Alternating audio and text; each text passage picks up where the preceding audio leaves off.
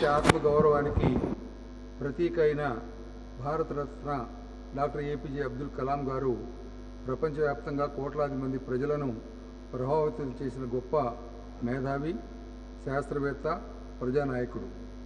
విజ్ఞానం, సమాచార సాంకేతిక, రక్షణ, అంతరిక్ష, అణుశక్తి రంగాల్లో భారతదేశ ప్రపంచ దేశాల్లో అగ్రమిగా ఉండాలని కలాం గారు అనుక్షణం తప్పించేవారు.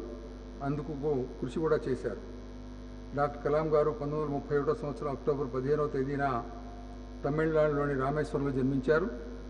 తిరుచినాపల్లిలో సెయింట్ జోసెఫ్ కళాశాలలో 1954లో భౌతిక శాస్త్రంలో పట్టభద్రులైన పిమ్మట 1955 సంవత్సరంలో మద్రాసులో ఏరోస్పేస్ ఇంజనీరింగ్ అభ్యసించారు.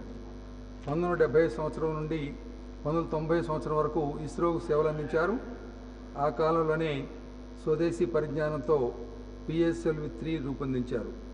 1990 సంవత్సరంలో DRDOలో బాధ్యతలు స్వీకరించిన తర్వాత స్వదేశీ పరిజ్ఞానంతో రూపొందించిన అగ్ని, పృథ్వీ వంటి క్షిపణుల రూపకల్పన చేశారు.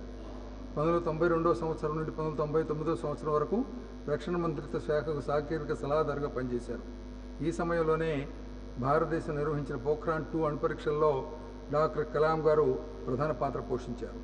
1999 సంవత్సరం నుండి 2001 సంవత్సరం వరకు భారత ప్రభుత్వానికి ముఖ్య శాస్త్ర సాంకేతిక సలహాదారుడిగా పనిచేశారు. శ్రీహరికోటకు సతీష్ ధావన్ అంతరిక్ష కేంద్రం రావడంలో డాక్టర్ అబ్దుల్ కలాం గారు క్రియాశీలక పాత్ర పోషించారు.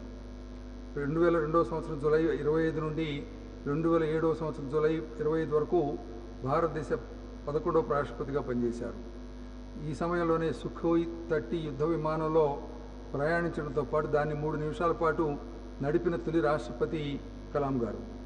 వారు wings of fire, my journey, turning points, ignited minds, the luminous sparks, inspiring thoughts, you are born to blossom, target 3 billions, a journey through challenges beyond 2020, a vision to India, transcendence, my spiritual experiences with Pramukh Swamiji అనే పుస్తకాలు కూడా రచించారు. Doctor Kalam గారి నిస్వార్థ సేవలు గుర్తింపుగా భారత ప్రభుత్వం అనేక అవార్డులతో వీరిని సత్కరించింది.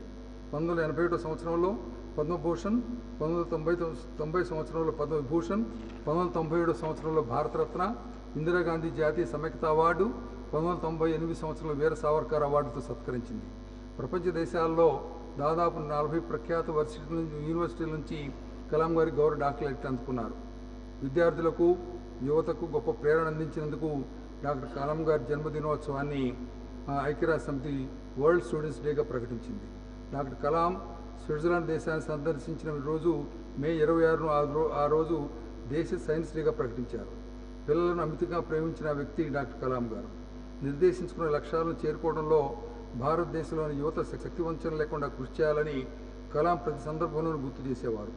వారితో 3-4 సార్లు కలిసి మాట్లాడే అవకాశం రావడం నా అదృష్టం కూడా. డాక్టర్ కలాం గారు 2015 సంవత్సరం జూలై 27వ తేదీన పరమపదించారు.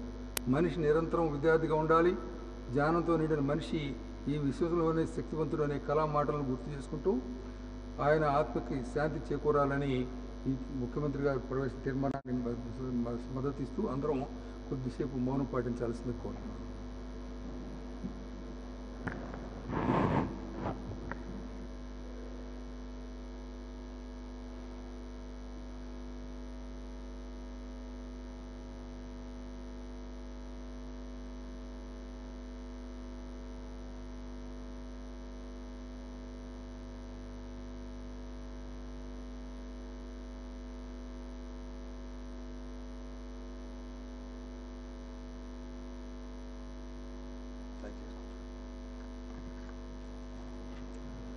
ఇప్పుడు గోదావరి పుష్కరాల సందర్భంగా మృతి చెందినటువంటి భక్తుల యొక్క మృతిపడ సంతాపాన్ని తెలియజేస్తూ తీర్మానాన్ని ప్రవేశపెట్టవలసిందిగా ముఖ్యమంత్రి గారు కోరుతున్నారు.